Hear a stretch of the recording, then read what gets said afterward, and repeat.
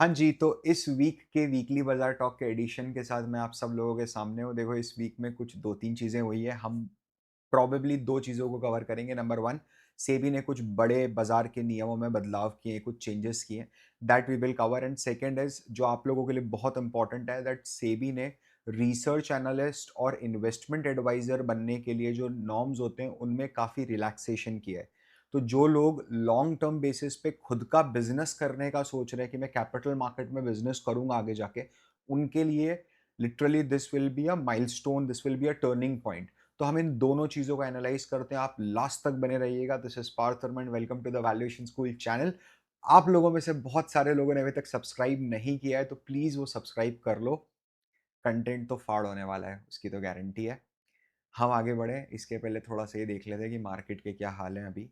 Last week में market ने continuous basis पे फॉल किया है, ठीक है? Continuously market was falling and जब ऐसा होता है और मार्केट कंटिन्यूअस बेसिस पे गिरता है, तो मार्केट में एक पैनिक आ जाता है। अब देखो वैसे कुछ ज़्यादा नहीं हुआ, 26,100 26,200 के आसपास मार्केट चल रहा था, वहाँ से मार्केट नीचे गिरा और वहाँ से मार्केट 25,000 समथिंग समथिंग पे आके भी रुका, तो कुछ 1,000-1,200 पॉइंट का फॉल आया है, ठीक है? आइडियली फॉल बहुत अच्छा है। ठीक है, आना चाहिए था। इसके ऐसा नहीं होता कि यहाँ से 30,000 चला जाए ना डायरेक्टली। तो एक फॉल की बहुत ज़्यादा रिक्वायरमेंट थी। यहाँ पर थोड़े से वीक हैंड्स जो होंगे वो बाहर हो जाएँगे।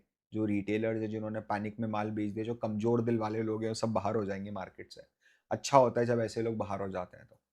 ठीक है, दूसरा, सर इसका रीज़न क्या है?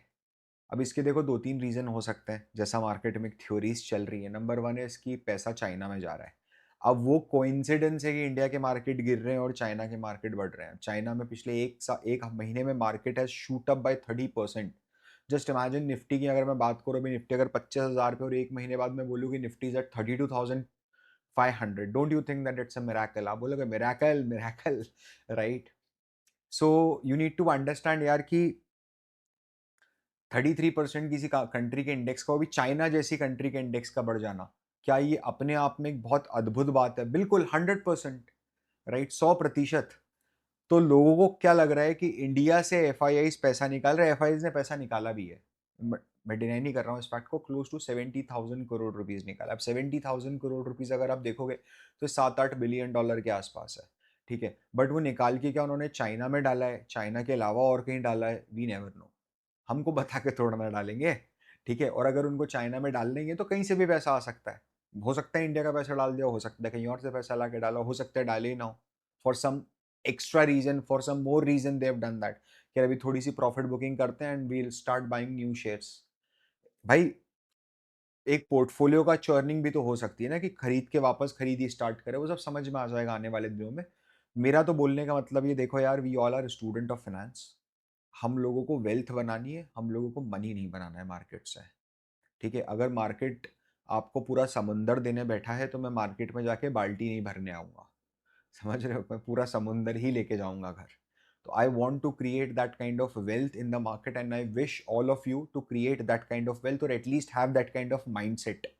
उसके लिए शॉर्ट टर्म मार्केट वोलैटिलिटी को न्यूट्रलाइज़ करना सीख जाओ अपने ब्रेन में, अपने माइंड में, ठीक है?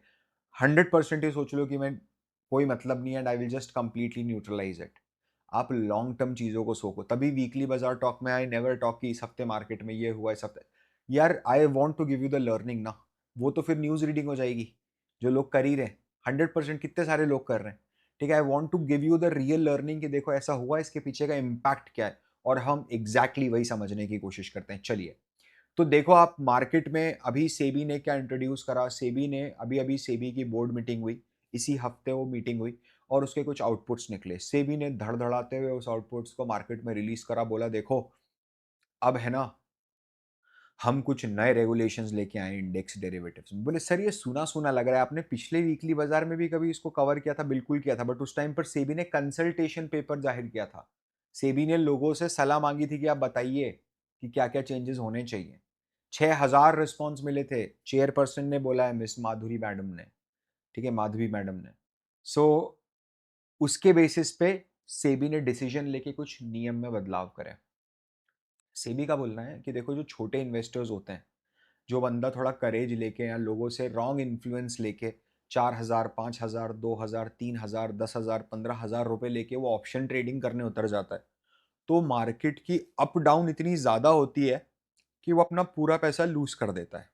ठीक है, तो मार्केट की फ्रेंजीनेस को थोड़ा कंट्रोल करा जाए, क्योंकि डेरिवेटिव में क्या होता है, देखो डेरिवेटिव का बेसिक क्राइटेरिया है, आप डेरिवेटिव में 1,000 रुपए लगा के 10,000 रुपए की पोजीशन ले सकते हो। तो आप 1,000 रुपए लगाओ डेरिवेटिव में और आपको 10,000 रुपए की पोजीशन मिल जाएगी। Right, now you need to understand कि जब आप ऐसा कर सकते हो, when you have the capabilities to do that, right, तो इसका तो फिर ये मतलब हो जाता है कि यार आप अनलिमिटेड अमाउंट ऑफ मनी लगा सकते हो। मैं 1 करोड़ रुपए लगा के क्या 10 करोड़ की? हाँ भाई बिल्कुल। तो it is very easy to manipulate market, and market को वो चीज़ बिल्कुल सेबी को समझ में आ गई थी। सेबी ने कुछ बड़े बदलाव करे हैं, आप समझिएगा, गौर कीजिएगा। मैं अगले 10 मिनट में इसको कवर करता हूँ आपके सामने। सबसे पहले देखिए कि ज़रूरत क्या पड़ी, why it was required. SEBI ने अभी अभी 2 हफ्ते पहले एक पेपर रिलीज किया जिसमें सेबी ने बोला कि 1.13 करोड़ लोगों ने total 1.18 lakh crore rupees lose करा है। मतलब प्रति व्यक्ति 1 लाख रुपया, per person 1 lakh rupees on an average. जो लूजर्स थे, जिन्होंने पैसा लूज किया है, लूजर मतलब नॉट द लाइफ के लूजर, जिन्होंने मनी लूज करी है वो लूजर। ठीक है, तो प्रति व्यक्ति ऑन एन एवरेज 1 लाख रुपया आ रहा है। ठीक है, और अगर आप देखोगे तो 7.2% लोग ही ऐसे हैं जिन्होंने प्रॉफिट बनाया है। Right, so you need to understand यार, इससे बचने के लिए सेबी ने अपनी रिपोर्ट पूरा सर्कुलर इशू करा। आप देखिए उसके अंदर वो क्या बोलते हैं, 93% of 1 crore individual incurred average loss of around 2 lakh rupees per trade. Top 3.5% loss maker, approximately 4 lakh traders, faced an average loss of 28 lakh rupees per person. आप समझ रहे हो मेरी बात? इंटेंसिटी समझ पा रहे हो आप इस चीज की? 4 लाख लोगों ने 28 लाख रुपए लूज कर दिए। 4 लाख लोगों ने 28 लाख रुपए लूज कर दिए, और सिर्फ 1% ट्रेडर ऐसा था जिसने 1 लाख रुपए के ऊपर का प्रॉफिट बनाया। सिर्फ 1% ट्रेडर ऐसा था जो कुछ रीजनेबल अमाउंट ऑफ पैसा घर लेके गया। राइट, तो यार लूजर की टैली जो है ना वो बहुत ज्यादा है। तो फिर पैसा कौन बना रहा है सर? देखो आप, वो भी सेबी नहीं बताया है आपको। सेबी बोलती है कि जो एफपीआईज हैं, जो फॉरेन पोर्टफोलियो इन्वेस्टर्स हैं, उन्होंने 33,000 करोड़ रुपए का ट्रेडिंग प्रॉफिट बुक किया है। समझ रहे हो आप? और इसके अगेंस्ट में अगर आप देखोगे तो इंडिविजुअल्स ने इसी पीरियड में 61,000 करोड़ रुपए का लॉस किया है। जीरो सम गेम है ना, समझ रहे हो आप? तो मोस्ट ऑफ द प्रॉफिट, और इसमें भी उन्होंने एक और बहुत अच्छी चीज बताई कि जितना भी प्रॉफिट आया है एफपीआई का, उसमें 97% ऑफ एफपीआई प्रॉफिट और 96% ऑफ प्रोप्राइटरी ट्रेडिंग प्रॉफिट, जो प्रोप्राइटरी ट्रेडिंग से आ रहा है, that is coming through algorithmic trading. Algo trading से आ रहा है वो profit. That's it. Right, machine काम कर रही है, रोबोट्स काम कर रहे हैं, तभी पैसा बन पा रहा है। आपको ये चीज समझनी पड़ेगी, एफएनओ में पैसा बनाना, इंट्राडे में पैसा बनाना, for an individual it's next to impossible. बाहर आ जाओ उस भ्रम से। ठीक है, कुछ भी करो बट बाहर आ जाओ। तो सेबी ने आप लोगों को इस चीज से बाहर निकालने के लिए बाजार के कुछ नए नियम लेके आए। क्या नए नियम लेके आए वो समझना। सबसे पहले सेबी ने बोला कि भैया कॉन्ट्रैक्ट साइज इंक्रीज करो। सर ये कॉन्ट्रैक्ट साइज एग्जैक्टली होता क्या है वो बता दो। देखो बहुत सिंपल है। इस समय निफ्टी की बात करते हैं अपन। ठीक है, तो निफ्टी इस समय 25,000 पे चल रहा है। मैं एक ऐसा एग्जाम्पल लेता हूं कि निफ्टी 25,000 पे चल रहा है। ठीक है, जब निफ्टी 25,000 पे चल रहा है और निफ्टी का एक लॉट जो है वो 25 का लॉट है, तो अगर मेरे को पूरा निफ्टी कैश में खरीदना पड़े, ठीक है, तो एक निफ्टी की वैल्यू 25,000 है और एक लॉट फ्यूचर अगर मैं लेता हूं तो 25 निफ्टीज का लॉट है। मैं शेयर वर्ड यूज नहीं कर रहा हूं यहां पर, because it is technically not a share. तो मुझे अगर कैश में खरीदना है तो कितनी रिक्वायरमेंट है पता है? 6,25,000 रुपीज मैं कैश में खरीद सकता हूं। आपको पता है ये रिक्वायरमेंट मार्केट में आपकी कितने रुपए में सेटिस्फाइड हो जाती है? सिर्फ 50,000 रुपीज में।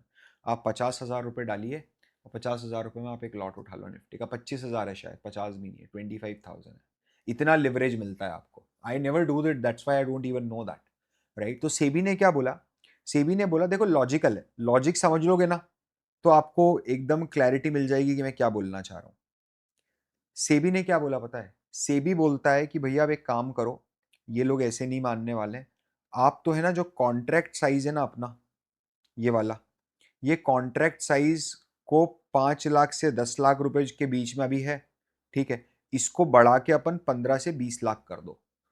समझ गया मैं, मतलब आप बोल रहे हो कॉन्ट्रैक्ट साइज बढ़ा के ये जो 6,25,000 है इसको हम क्या 12,50,000 कर दें, ठीक है। अगर ऐसा करना है मान लो तो कैसे होगा पता है, 25,000 इंटू 50, क्वांटिटी बढ़ जाएगी सर, समझ में आ गया।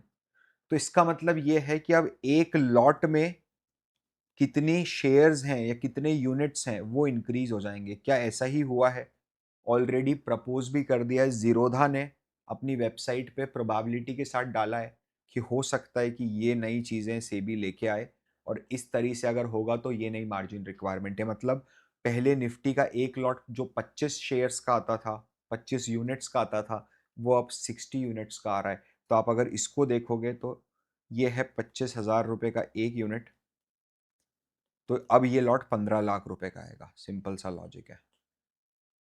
तो जहां पहले आप 6,25,000 रुपए का आइटम खरीदने के लिए आपको से फॉर एग्जांपल 50K की रिक्वायरमेंट होती थी मार्जिन की, तो अब 15 लाख का वो आइटम खरीदने के लिए आपको क्लोज टू 112K की रिक्वायरमेंट होगी, 115K की रिक्वायरमेंट होगी।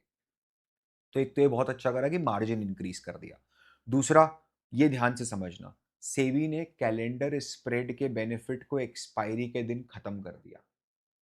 सेबी ने ये बोला कि हम आपको एक्सपायरी के दिन कैलेंडर स्प्रेड तो नहीं लगाने देंगे। सर ये कैलेंडर स्प्रेड क्या होता है मेरे को समझाओ। देखो यार बेटा, मैं आपको फिर बताता हूँ, अगर आपको ऐसा लग रहा है कि आप कुछ, क्योंकि आज है ना थोड़ा options and futures and options की बात होगी। अगर आप एफएनओ में थोड़े कच्चे हो तो एनआईएसएम 8 की पूरी सीरीज फ्री में अवेलेबल है अपने अपने यूट्यूब चैनल पे, ठीक है, गो एंड वॉच इट। समझ रहे हो, क्योंकि ये बार बार हॉन्ट करता रहेगा, नहीं तो खत्म करो एक बार कैलेंडर स्प्रेड। कैलेंडर स्प्रेड में क्या होता है पता है, मैं है ना जो अगली एक्सपायरी है ना उसका ऑप्शन बाय कर लेता हूं निफ्टी का, जैसे 25,000 पे चल रहा है अभी निफ्टी, ठीक है। तो मैंने क्या करा, मैंने अगली एक्सपायरी जो है निफ्टी की 25,000 की उसका ऑप्शन बाय कर लिया और इस ये जो एक्सपायरी है इसका ऑप्शन सेल कर दिया। अब ये क्या होता है समझना, मैंने एक बाय करा है और एक सेल करा है, तो आइडियली मेरे पास अपवर्ड प्रोटेक्शन भी है और डाउनवर्ड प्रोटेक्शन भी है। सही बात है, बिल्कुल सही बात है, ठीक है। तो जब मेरे पास ऐसा हो जाता है कि मेरे पास अपसाइड के लिए भी एक प्रोटेक्शन है क्योंकि मैंने कॉल खरीदा है और एक डाउन साइड के लिए भी प्रोटेक्शन है क्योंकि मैंने कॉल बेचा है, समझना, तो मार्जिन की रिक्वायरमेंट ऑटोमेटिकली खत्म हो जाती है, कम हो जाती है। कारण क्या होता है ना, देखो जैसे अगर आप सिर्फ अपसाइड जा रहे हो तो मार्जिन की रिक्वायरमेंट ज्यादा रहेगी, कारण कि आपका डाउन साइड नेकेड है ना, नीचे तो आप कितना भी गिर सकते हो। लेकिन आपने क्या करा है, आपने अपसाइड में भी पैसा बनेगा और डाउन साइड जाएगा तो भी पैसा बनेगा। तो अगर दोनों तरफ ही आपका पैसा बनेगा तो मार्जिन की रिक्वायरमेंट कम कर देते हैं। सेबी ने बोला बिल्कुल ठीक है, करो मार्जिन की रिक्वायरमेंट कम, मेरे को कोई परेशानी नहीं है। लेकिन 1 फरवरी 2025 के बाद से ये जो मार्जिन की रिक्वायरमेंट है ये एक्सपायरी के दिन नहीं मिलेगी आपको। कारण क्या होता है, ये मार्जिन लेने के चक्कर में आप एक्सपायरी में, एक्सपायरी का जो दिन होता है जिस दिन रिटेल इन्वेस्टर हीरो जीरो खेलता है, ठीक है, उस दिन आप करंट एक्सपायरी का ऑप्शन सेल कर देते हो और बड़ी क्वांटिटी में सेल करते हो ताकि आपको मार्जिन रिक्वायरमेंट कम से कम हो जाए आपकी, राइट। और उसके कारण अनप्रिडिक्टेबल मूव्स आते हैं और ये चीजें है ना ट्रेडिंग के लिए बहुत ज्यादा रिस्की एक एनवायरनमेंट क्रिएट करती है for investors, for retail traders, ठीक है। तो सेबी ने एक तो ये चीज बोली। तीसरा सेबी का बहुत इंपॉर्टेंट जो एक चीज आया है वो ये बोला कि सेबी ने वीकली एक्सपायरी कॉन्ट्रैक्ट्स के ऊपर लिमिट लगा दी। सेबी ने सिंपल सा रूल लगा दिया कि अब हर हफ्ते सिर्फ एक वीकली एक्सपायरी होगी, that's it, there is just one weekly expiry per day.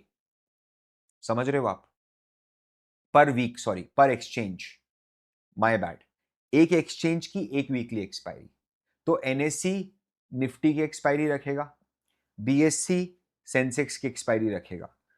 इन्होंने ऑलरेडी बोल भी दिया है कि कौन कौन सी एक्सपायरीज है। NSC can choose Nifty, it's already done and dusted. ठीक है, बीएससी ने भी बोल दिया कि हम सेंसेक्स रखेंगे, बाकी सब हटा देंगे। सर बाकी मतलब ये फिन निफ्टी जो है ना, अब बंद हो जाएगा ट्रेडिंग होना फिन निफ्टी पे। अब सिर्फ निफ्टी और सेंसेक्स बचे हैं, फिर से आप ग्राउंड जीरो पे आ गए। आपने जो भी इनोवेशंस करे वो सब खत्म करके सेबी ने एक झटके में कागज लहरा के आपका पूरा धंधा खत्म कर दिया। समझ रहे हो आप? अगेन बीएससी का स्टॉक भागा इन सब चीजों पे, वो सब बात अलग है, अपन बाद में समझेंगे। ठीक है, इससे होगा क्या? इससे होगा ये कि कुछ ऑप्शंस पे कंसंट्रेटेड लिक्विडिटी आएगी, और एटलीस्ट जो एक बहुत ज्यादा उतार चढ़ाव, रोज ही सट्टा खेल रहे हो ना आप, जैसे Monday, Tuesday, Wednesday, Thursday, Friday, रोज एक एक्सपायरी है bro, every day there is this expiry. इस दिन बैंक निफ्टी की एक्सपायरी, इस दिन निफ्टी की एक्सपायरी, इस दिन ये एक्सपायरी, उस दिन वो एक्सपायरी। ठीक है, तो अब ये अपने को समझना पड़ेगा कि इनमें से कौन सी एक एक्सपायरी, अब निफ्टी या बैंक निफ्टी में से कोई एक ही एक्सपायरी ऐसी होगी जो वीकली बचेगी, और दूसरी एक्सपायरी मंथली एक्सपायरी होगी। ठीक है, चलिए। और एडिशनल एक्सट्रीम लॉस मार्जिन इन्होंने ऐड कर दिया है, मतलब ये बोला है कि एक्सपायरी के दिन अगर आप शॉर्ट पोजीशंस लेते हो तो अब आपको पिछली बार के मुकाबले 2% एक्स्ट्रा मार्जिन देना है। ठीक है, अगेन कारण यही है, पूरा लॉजिक आप समझ रहे हो, मार्जिन बढ़ा के ट्रेडर को सेव करा जा रहा है। अपफ्रंट प्रीमियम कलेक्शन, वैसे तो ये ऑलरेडी होता है, इसका मतलब ये है कि अगर मुझे 25,000 निफ्टी का कॉल लेना है, ठीक है, 25 की क्वांटिटी आएगी और मान लो 25 रुपए का ही चल रहा है, तो मेरे को 625 रुपए मेरे अकाउंट में होना चाहिए, तभी मैं खरीद पाऊंगा ना। लेकिन क्या होता था जीरोधा में, अगर आपके अकाउंट में 624 रुपए भी है तो आप 625 रुपए की आइटम थोड़ा ना खरीद सकते हो। सर जीरोधा में अलाउड नहीं होता, लेकिन जो छोटे ब्रोकर्स होते हैं वो अपने क्लाइंट्स को अलाउ कर देते हैं कि खरीद लो, हम आपके बिहाफ पे खरीद लेते हैं, हम गारंटी दे देते हैं बीच में कि हमारे पास लिमिट है। हर ब्रोकर की अपनी लिमिट होती है। ठीक है, तो हमारे पास लिमिट है। तो वो सेबी ने बिल्कुल मना कर दिया कि अब ब्रोकर आप नहीं दे सकते। अगर क्लाइंट के अकाउंट में ये चीज ट्रेड हुई है तो आपको इंश्योर करना है कि क्लाइंट के पास उतना पैसा होना चाहिए। जो एक्स्ट्रा आप भाईचारे में लिवरेज दे रहे हो खत्म करो। ठीक है, फिर क्या होता है ब्रो, ये अगर आप देखोगे, मैंने अभी अभी एनआईएसएम में कवर किया, जो लास्ट लेक्चर आया था उसी में ये चीज मैंने कवर की थी। एक इंडिविजुअल जो होता है ना, कोई भी एक व्यक्ति जो होता है, वो 5% से ज्यादा ओपन, जितने भी कॉन्ट्रैक्ट ओपन है डेरिवेटिव के, उसका 5% से ज्यादा वो होल्ड नहीं कर सकता। ठीक है, इंडिविजुअल लेवल पे। और कोई एक ब्रोकर, सिंगल ब्रोकर मिलके निफ्टी के 15% से ज्यादा कॉन्ट्रैक्ट, ओपन कॉन्ट्रैक्ट जीरोधा के पास नहीं आ सकते। ठीक है, समझ में आ गया? ये लिमिट जो है ना, ये पहले क्लोजिंग बेसिस पे मॉनिटर की जाती थी, अब ये ड्यूरिंग द डे मॉनिटर की जाएगी। अगर आपने limit during the trading day कभी भी ब्रीच करी तो SEBI will put a penalty on you. इसका इंपैक्ट क्या हो रहा है वो समझना, वो ज्यादा जरूरी है। निखिल कामत सर क्या बोल रहे हैं? वो बोल रहे हैं कि here is the potential impact of only one weekly expiry of index derivative per exchange and contract size going up by around 2.5 times. As things stand, assuming that those trading weekly don't move on trading monthly, impact will be 60% on overall FNO trades and 30% of our overall trades. मतलब हमारे 60% FNO trades खत्म हो जाएंगे और हमारे 30% overall trades नीचे गिरेंगे। I guess these things will become much clearer after November 20th। November 20th के बाद जब प्रॉपर इसका फुल नियम आएगा, उसके बाद ये चीज़ें ज़्यादा क्लियर होंगी, और इसके बाद ही फिर हम हमारा प्राइसिंग स्ट्रक्चर चेंज करेंगे। फायर करके जो एक ब्रोकर है, फायर, उसने तो ऑलरेडी प्राइसिंग बढ़ा दिया, उसने बोला 12 की ढेर पता ही है, बढ़ना है तो बढ़ा दो। राइट, अगला चीज देखना जरा थोड़ी सी इसकी, ये जो बहुत इंपॉर्टेंट था आप लोगों के लिए, कि अब एडवाइजरी का बिजनेस करना हुआ आसान है ना, क्या टीम है ना, क्या क्या डायलॉग ढूंढ ढूंढ के लाते हैं, इसका क्या मतलब है वो समझते हैं। देखो यार, सेबी को ये चीज लगी कि देश में आरए की बहुत ज्यादा कमी है। ठीक है, सेबी को लगा कि देश में आरए की बहुत ज्यादा कमी है। इस समय सिर्फ 1100 लोग हैं पूरी कंट्री में जो सेबी के पास रजिस्टर्ड हैं एज ए रिसर्च एनालिस्ट। ठीक है, सर एक बात ये समझाओ, तो सेबी को ये चीज लगी, तो सेबी ने करा क्या, तो सेबी ने ना रूल्स थोड़े लीनियंट कर दिए रिसर्च एनालिस्ट और investment research analyst investment advisor बनने के लिए, इन्वेस्टमेंट एडवाइजर बनने के लिए। ठीक है, RIA, रजिस्टर्ड इन्वेस्टमेंट एडवाइजर बनने के लिए। क्या रूल्स इन्होंने लीनियंट करे हैं, ठीक है, वो ध्यान से समझिए। उसके पहले समझिए कि रिसर्च एनालिस्ट और इन्वेस्टमेंट एडवाइजर में डिफरेंस क्या होता है, 2 मिनट लगेगा बस। रिसर्च एनालिस्ट क्या करता है पता है, वो आपको वन ऑन वन और पर्सनलाइज्ड एडवाइस नहीं देगा। आप अगर, मैं सेबी रजिस्टर्ड रिसर्च एनालिस्ट हूँ, आप मुझे 50,000 रुपीज दीजिए, मैं आपको एक ग्रुप में ऐड करूंगा, ठीक है, मैं आपको एक ग्रुप में ऐड करूंगा, उस ग्रुप के अंदर मैं कॉल्स दूंगा, आप उन कॉल को खरीद लीजिए। मुझे नहीं लेना देना है कि आपकी इंडिविजुअल रिस्क प्रोफाइलिंग क्या है। मैं जब कॉल दूंगा तो उसके बाद मैं अपना एनालिसिस भी पब्लिश करूंगा, और ये मेरी तरफ से एक एडवाइस है, जरूरी नहीं है आपकी मर्जी आप एक्ट कीजिए, आपकी मर्जी आप ना एक्ट कीजिए। ये होता है रिसर्च एनालिस्ट। इन्वेस्टमेंट एडवाइजर क्या होता है पता है, इन्वेस्टमेंट एडवाइजर होता है कि वो क्लाइंट का पूरा रिस्क प्रोफाइल समझेगा कि क्लाइंट क्या कर रहा है क्या नहीं कर रहा है, ठीक है, उसके बाद क्लाइंट का क्या रिस्क टॉलरेंस है, क्या एज है, उसके बाद एक कस्टमाइज्ड सोल्यूशन बना के देता है कि आप यहाँ यहाँ यहाँ यहाँ पर इन्वेस्ट कीजिए, ठीक है। रिसर्च एनालिस्ट और इन्वेस्टमेंट एडवाइजर बनने के लिए सेबी ने ये बोला है कि भैया देखो, 1100 ही रिसर्च एनालिस्ट हैं और 17 करोड़ डीमैट अकाउंट है, तो definitely definitely definitely over a period of time हमें ज्यादा से ज्यादा रिसर्च एनालिस्ट की जरूरत है इंडिया में, ठीक है। तो लॉ को थोड़ा लीनियंट करा जाए। सेबी ने क्या करा पता है, सेबी ने बोला देखो सिंपल सी बात है, पहले पोस्ट ग्रेजुएशन की रिक्वायरमेंट थी ना मेरी, अब तो ग्रेजुएशन पे काम चल जाएगा, लेकिन ग्रेजुएशन कुछ स्पेसिफिक डिग्रीज में होना चाहिए। सर कौन सी डिग्री, ये अभी तक बताया नहीं है सेबी ने, अभी तक बताया नहीं, बता देंगे 20 नवंबर तक सब क्लियर हो जाएगा, ठीक है। दूसरा, अब कोई एक्सपीरियंस की भी रिक्वायरमेंट नहीं है। तो सर पहले एक्सपीरियंस की रिक्वायरमेंट थी क्या, हाँ थी। देखो पहले क्राइटेरिया कैसा था पता है, पहले क्राइटेरिया था कि आपको मिनिमम या तो आप पोस्ट ग्रेजुएट हो, या फिर अगर आप ग्रेजुएट हो तो आपका 5 साल का एक्सपीरियंस होना चाहिए कैपिटल मार्केट्स में, तभी आप रिसर्च एनालिस्ट बन सकते हो। अब क्राइटेरिया क्या हो गया बताए, अब क्राइटेरिया हो गया कि पोस्ट ग्रेजुएशन की तो रिक्वायरमेंट हमने खत्म ही कर दी है, आप ग्रेजुएट हो तो भी चल जाएगा, एक्सपीरियंस है तो बहुत बेहतरीन बात है, नहीं है तो बढ़िया है। फिर इसके अलावा कुछ डिपॉजिट रखता था सेबी, क्या करता था, सेबी ने बोला था कि आपकी नेटवर्थ होनी चाहिए। सेबी बोलता था कि अगर एक इंडिविजुअल व्यक्ति आरए का लाइसेंस ले रहा है तो उसकी 1 लाख रुपए की नेटवर्थ होनी चाहिए, और आईए का ले रहा है तो 5 लाख की होना चाहिए, और अगर एक कंपनी ले रही है तो 5 लाख और 10 लाख की होना चाहिए। अब सेबी ने इसको डिपॉजिट में कन्वर्ट कर दिया है कि आप शुरुआत में जब छोटे लेवल पे शुरू कर रहे हो तो आप कम डिपॉजिट दो, जैसे जैसे आपके क्लाइंट बेस बढ़ता जाएगा आपका डिपॉजिट अमाउंट आप बढ़ाते जाओ। तो सेबी ने, again it is a favourable move for all of us, ठीक है। सर आप ये क्यों बता रहे हो favourable move all of us, भाई all of you are students, I know some of you might to start your own venture in future, this things have become very easy for you, right. आप 1 सवा साल job करो, उसके बाद 2 साल job करो, 3 साल जॉब करो, once you feel comfortable that you know you can create value as a research analyst, as a investment advisor, आपको लगता है इतना कॉन्फिडेंस है कि you can start working, there is no requirement of minimum. क्योंकि कई बच्चे ऐसे हैं मेरे पास जो 14 साल 15 साल की उम्र से स्टॉक में इन्वेस्ट करते हैं कि सर पापा डिस्कस करते थे बचपन से, है ना। तो अब उसको जरूरत ही नहीं है कि सर मेरे को जॉब करनी नहीं, मेरे को पता है मैं खुद ही ढूंढ लेता हूँ स्टॉक कौन से। इनफैक्ट मैं तो बताता भी हूँ दोस्तों यारों को, देख सेबी लाइसेंस मिल जाए तो अपन तो बिजनेस शुरू कर सकते हैं, करिए, बहुत बढ़िया बात है, आपके लिए ही सेबी ने ओपन करा है, ठीक है, इट्स वेरी वेरी गुड। पहले क्या होता था पता है, पहले बोलता था सेबी कि हर आईए और आरए को हर 3 साल में एनआईएसएम का एग्जाम देना है, ठीक है, हर 3 साल में एनआईएसएम का। अब सेबी ने बोला बार बार नहीं देना है, अगर एक बार एनआईएसएम का एग्जाम पास कर लिया, कौन सा वाला, 15 और 10A 10B, ठीक है, एक बार आपने अगर पास कर लिया ये एग्जाम तो उसके बाद अगली बार तभी देना कि अगर करिकुलम में कोई चेंज आ जाए, तो जब तक करिकुलम में कोई चेंज नहीं आए तब तक बिल्कुल मत दीजिए, ठीक है। और एक और जैकपॉट वाली चीज कि अब पहले क्या होता था, पहले अगर आप किसी कंपनी में डायरेक्टर भी हो तो आप रिसर्च एनालिस्ट नहीं बन सकते, सेबी के रजिस्टर्ड आप इन्वेस्टमेंट एडवाइजर नहीं बन सकते। सेबी का ये बोलना था कि ये आरए और आईए का जो काम होता है ये पार्ट टाइम जॉब नहीं हो सकता, पहले ऐसा बोलता था सेबी। फिर सेबी पहले ऐसा भी बोलता था कि आप आरए और आईए का लाइसेंस एक साथ नहीं ले सकते, एक बंदा इंडिविजुअल एक ही समय पर आरए और आईए नहीं बन सकता।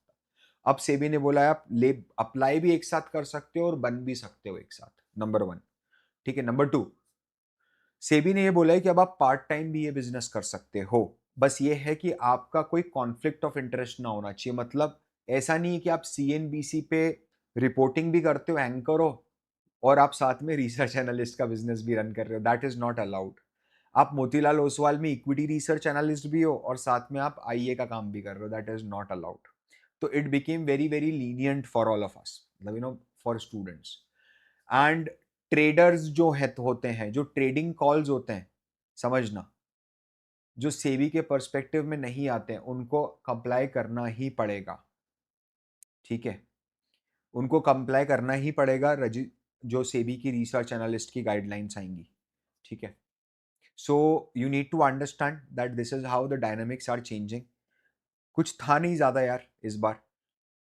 कुछ और अच्छा अगर फटता है तो मैं आपके लिए और बेहतरीन लेके आऊँगा, बट आई होप आप लोगों को वैल्यू एडिशन तो इससे ज़रूर मिला ही होगा। And over a period of time आप लोग भी धीरे धीरे सीख रहे हो, अपना माइंडसेट आप इम्प्रूव कर रहे हो। मुझे बस इतना ही आपसे चाहिए था। एंड मैं आपसे मिलता हूँ अगले हफ्ते के लिए। तब तक this is Parth Verma signing off. Bye bye.